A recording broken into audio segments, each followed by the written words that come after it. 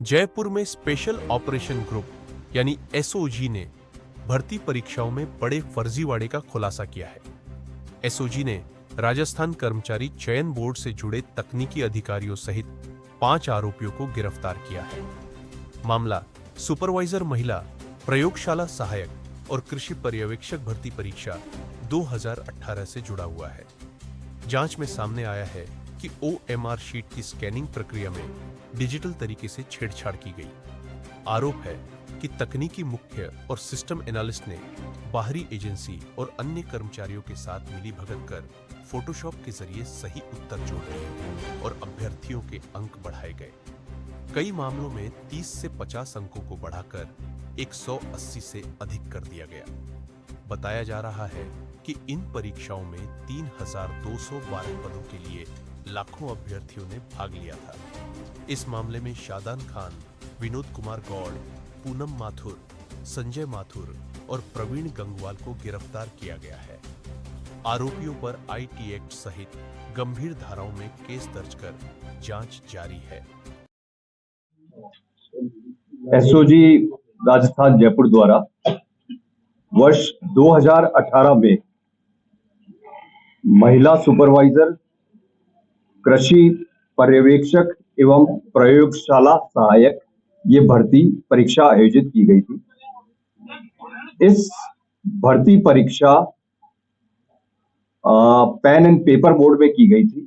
इस भर्ती परीक्षा में ओएमआर जो शीट्स बनी थी, उन ओएमआर शीट्स का स्कैनिंग का काम कॉन्ट्रैक्ट इन तीनों भर्ती परीक्षा का राघव लिमिटेड नाम की एक कंपनी जो नई दिल्ली की कंपनी है, उस कंपनी को दिया गया था। उस भर्ती परीक्षा में विभिन्न प्रकार के अनुचित साधनों के उपयोग की शिकायतें और जानकारी मिलने पर एसओजी में अभियोग दर्ज किया गया है।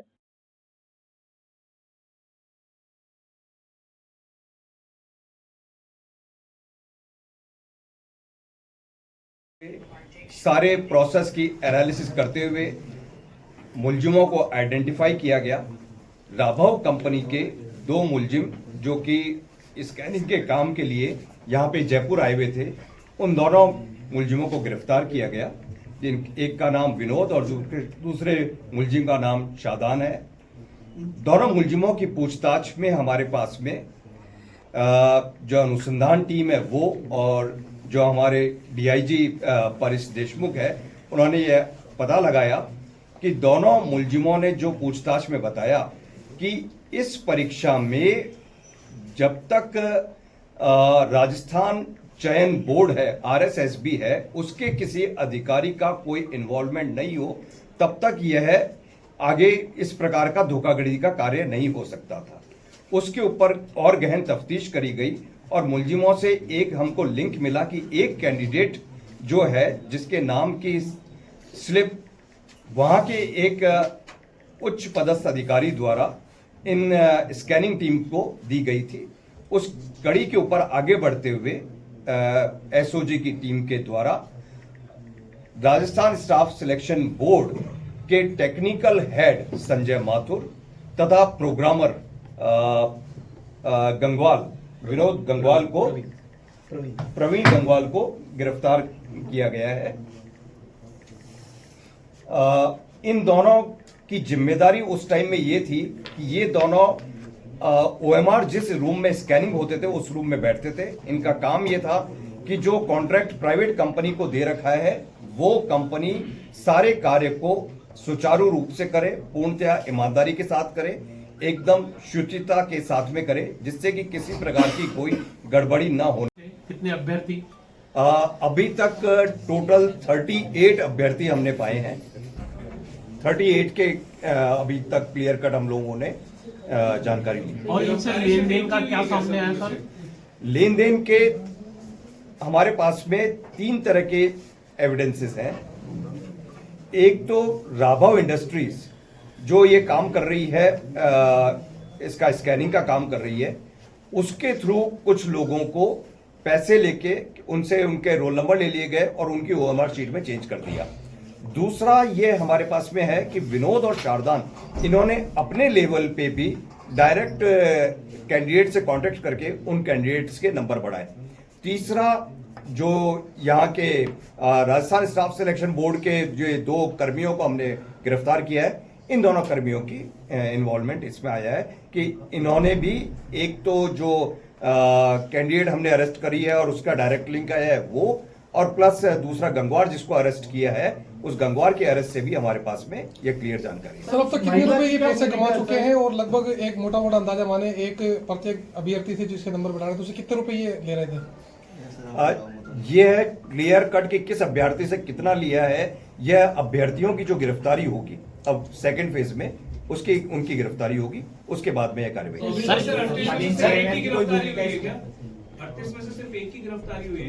38 में से जो बेनिफिशियरी है उस बेनिफिशियरी में एक ही बेनिफिशियरी को गिरफ्तार किया। सर, इस पूरे मामले में इसमें अगस्त 2019 में एक एफआईआर दर्ज हुई थी लखनऊ की गोमती नगर थाने में। उस समय सादाम खान और विनोद कुमार बोर्ड को गिरफ्तार किया गया था। 61,50,000 रुपए उनसे गिरफ्तार पकड़े गए थे और 18 अभ्यर्थियों के जो है दस्तावेज थे। तो उस पूरे मामले में वहां से किस तरह से आपको मदद मिली? दूसरा, आपने जनवरी माह में जो एफआईआर दर्ज की एसओजी में, उसमें 18 लोगों का जिक्र था। एक अनिल चौधरी जो पुलिस कांस्टेबल था, अनिल चौधरी, उसकी भूमिका, क्योंकि जो 18 लोग हैं उनकी गिरफ्तारी कब होगी और विनोद कुमार, और वहां पर क्या स्टेटस चल रहा है? क्योंकि वहां पे जो कार्रवाई हुई थी लखनऊ के गोमती नगर में, उसका स्टेटस क्या है? ये लोग राजस्थान में जब भर्ती की कार्रवाई हुई और यह स्कैनिंग का प्रोसेस हुआ, उसमें इनके पास में पैसा कलेक्ट हुआ। इस पैसे को लेके ये जब अपने ये फर्म रजिस्टर्ड दिल्ली में है, लेकिन इसका सारा वर्किंग पूरा का पूरा यूपी में है। ये जब वापस यूपी में जा रहे थे, लखनऊ जा रहे थे, वहां पे इनको एसटीएफ यूपी द्वारा इनको पकड़ा गया। तो इनके कब्जे से करीब 60 लाख रुपए और कुछ नाम मिले जो कि इस भर्ती के अंदर शामिल थे। लेकिन वो उन लोगों ने वहां पे जो गोमती नगर थाने में जो मुकदमा दर्ज है, उस मुकदमे में उस पैसे को जब्त कर लिया और उस जो चिट वगैरह थी उसको जब्त करके, और उनकी कार्रवाई उस स्तर पे वहीं पे ही उन्होंने कार्रवाई जारी है और अनुसंधान अभी भी प्रकरण में वो कर रहे हैं। यह इंटीमेशन आई उसके बाद में कि जैसे यह पूरा का पूरा 2018-19 में आउट हुआ, तो उससे पूरे राजस्थान में यह खबर फैली कि हाँ भाई इस प्रकार इस भर्ती में कुछ गड़बड़ हुई है। तो एक स्कैंड कॉपी, जो कि ओएमआर शीट की स्कैंड कॉपी एक रिजर्व के तौर पे पड़ी रहती है। अधिकांश हर एक एग्जाम में मल्टीपल कॉपीज में होती है। जैसे आप किसी भी ओएमआर शीट को भरते हैं तो पहली वाली ओरिजिनल होती है, नीचे कार्बन कॉपीज वगैरह होती है, मल्टीपल कॉपीज होती है। तो एक जो टॉप वाली कॉपीज को स्कैन किया जाता है, उसकी स्कैन्ड इमेज को एक रिजर्व के तौर पे रखा जाता है कि वक्त जरूरत वो काम में आए।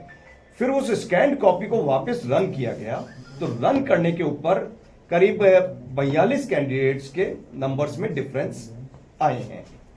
उन 42 में से 38 कैंडिडेट्स के मार्क्स में काफी ज्यादा डिफरेंस है। बाकी जो एकाध है वो हो सकता है कि कोई सॉफ्टवेयर त्रुटि, उसमें भी हम चेक करें। ये जो टेक्निकल हेड है और जो प्रोग्रामर है, ये वहाँ पे कब से पोस्टेड है और अब क्या अभी पिछले कब तक ये पोस्टिंग लोगों की वहाँ पे? ये काफी लंबे टाइम से वहीं पे, शुरुआत से जब से ये स्टाफ सिलेक्शन बोर्ड का गठन किया गया था तब से वो लोग वहीं पे, और अभी भी वहीं से अभी भी वहीं पे। सर, मुलजिमों और अभ्यर्थियों के बीच की कड़ी का पता चला कि कैसे संपर्क में थे ये? मुलजिम और अभ्यर्थियों के बीच की कड़ी 2 प्रकार से है। पहली कड़ी है कि ये 18 अभ्यर्थी, इनका लिंक यूपी से, यूपी के जो माफिया है जो एग्जाम में चीटिंग कराते हैं, वो डायरेक्ट कांटेक्ट कैसे कर रहे हैं, उनके थ्रू हम एनालिसिस करने में। दूसरी कड़ी है कि डायरेक्ट, कि जब ये लगा कि हाँ भाई कि पूरे का पूरा सिस्टम के ऊपर बदमाशी हो रही है, तो व्यक्ति ने कि मैं भी अपने लेवल पे जिन लोगों को जानता हूं उन लोगों से यह बदमाशी करा लूं, वो दूसरी कड़ी वो है। और तीसरी कड़ी जो यहाँ के ये दो कर्मी हैं, प्रवीण गंगवाल और दूसरा संजय माथुर, इन दोनों ने अपने लेवल पे अपने जान पहचान वाले या उनके पास में और भी कोई जिसके नंबर बढ़ाने थे किस पे वो लोग कनेक्टेड। सर, एक पूनम को आपने अभी पकड़ा है, उसका क्या रोल था? पूनम का रोल था कि उसके एक्चुअल में मार्क्स आने थे 63 मार्क्स आने थे, लेकिन उसके मार्क्स इसके 182 हो गए, 63 के 182 हो गए। ये हमने चेंज किया। फिर हमारी डीआईजी पारिस देशमुख और यशवंत की टीम ने यह आइडेंटिफाई किया कि ये पूनम का लिंक आखिर किससे है इस एग्जाम में। न तो विनोद और शारदान से कोई लिंक आ रहा है इसका, और न ही किसी प्रकार के किसी क्रिमिनल। तब यह एस्टेब्लिश हुआ कि पूनम का लिंक है संजय माथुर के साथ में, पूनम संजय माथुर की रिलेटिव है। तब जाके एसओजी की टीम इस नतीजे पर पहुंची कि इसमें राजस्थान स्टाफ सिलेक्शन बोर्ड का कोई ना कोई सदस्य इसमें शामिल है, और ये हमने आइडेंटिफाई किया। फिर उनके इंटरोगेशन से और सस्टेन्ड लेवल ऑफ इंटरोगेशन और जो कार्रवाई करी, उसके बेसिस पे ऊपर दूसरा नाम प्रवीण गंगवाल का सामने आया। सर आपने ये जो बताया फर्म कि है, कमेटी इस बनाई फर्म ने कोई और एग्जाम भी कराया राजस्थान के अंदर जो ओएमआर को लेके, या पहली बार सिर्फ सिंगल एग्जाम इनका था इसके अंदर? इस फर्म ने ये 3 एग्जाम्स के अलावा भी और भी कुछ एग्जाम्स में इन्होंने स्कैनिंग करी है। सर आप बता सर रहे वो एग्जाम जो है वो भी अंडर स्कैनर है SOG के? डेफिनेटली उनके सारी इंफॉर्मेशन लेके will enquire about them. Sir आपने बताया शिकायत आ रही थी, कमेटी बनाई गई जिसके अंदर ये दोनों शामिल थे, तो सर जो कमेटी के और मेंबर थे उन्होंने उनको अपने साथ में शामिल किया, उनकी भूमिका वगैरह कोई अभी तक सामने हाँ, तो रिपोर्ट का इन्होंने क्या क्योंकि दिया? सर अभी इस संबंध में कोई किसी की अन्य की भूमिका या उन्होंने किसी चीज को हाइड किया या किसी चीज को सप्रेस किया, उसके बारे में हम लोग देख रहे हैं, लेकिन अभी वर्तमान में किसी प्रकार के कोई हमारे पास में तथ्य नहीं है। सर क्या ये 38 लोग जो हैं जो सस्पेक्ट हैं या ये जॉब में हैं अभी? निश्चित तौर से सारे के सारे दूसरा ये प्रवीण और है, संजय जो इनमें है, से किसी ने ज्वाइन नहीं किया तो और संजय और प्रवीण लंबे समय से शुरुआत से यहीं थे, तो जैसा कि इस एजेंसी पर संदेह है, तो क्या ये तो हर एग्जाम में इनकी अहम भूमिका रही है, तो क्या जो भी एग्जाम अब तक हुए हैं वो भी एक बार रिव्यू होंगे? जिसमें एग्जाम में इनकी अहम भूमिका या स्कैनिंग में या किसी भी प्रोसेस में रही है, उसके बारे में पूरा का पूरा हम लोग भी सिस्टम को चेक करेंगे। At the same time Rajasthan staff selection board भी जब ये कार्रवाई हुई है तो उसके बेसिस के ऊपर अपना इंटरनल सिस्टम को चेक करेगी। जैसे इस 38 में ये पूनम सिलेक्ट नहीं हो पाई थी क्योंकि इसके मार्क्स से 182 जैसे रैंडमली करते हैं, कट ऑफ उसकी चली गई 183.5 पे। तो इसमें से नंबर तो बढ़ा दिए कि भाई आपने उस टाइम पे, आप जब नंबर बढ़ाते हो तब आपको मालूम नहीं है कि किसके नंबर कितने बढ़ रहे हैं, कहां पे जाए, कट ऑफ कहां पे जाएगी। सर एक चीज और, सर राजस्थान कर्मचारी चयन बोर्ड के द्वारा जो जिन 2 अधिकारियों को गिरफ्तार किया गया है, क्या पॉसिबल है, क्या संभव है कि इसके आगे भी और कोई अधिकारी शामिल हो इसमें? वो तो फर्दर इन्वेस्टिगेशन के ऊपर और तफ्तीश के बेसिस के ऊपर ही हम लोग आगे क्या कार्रवाई आती है, क्या रिजल्ट्स आते हैं। सर 2019 में FIR होती है गोमती नगर, 18 लोगों के जो भी एडमिट कार्ड है वो वहाँ पे मिलते हैं। अगर वो लोग, क्योंकि जब वहाँ पर कार्रवाई हुई तो क्या इस कार्रवाई की जानकारी राजस्थान